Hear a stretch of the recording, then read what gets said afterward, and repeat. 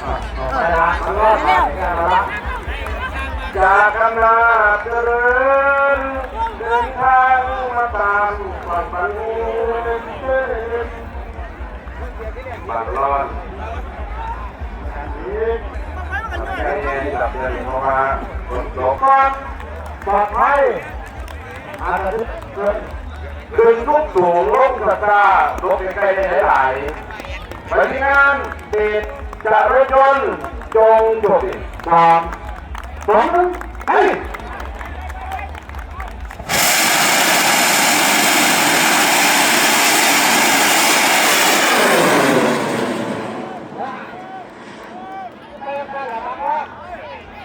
ออกองศาลบนะครับโอ้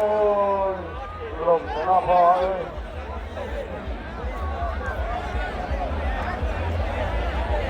ออกตัวลม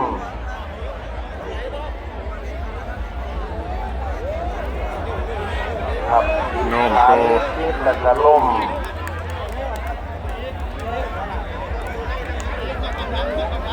ลมตัวไหลครับ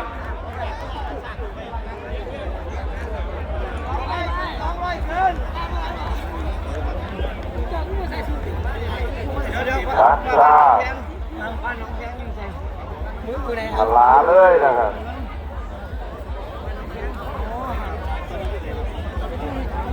ตัดข้างเดี๋ยวทลาเลยเดชเจริญยนต์ฝ่ายวัดหยุดฟังบางสายเด้อจักแล้วก็เอาหัวมันโยนทลาครับ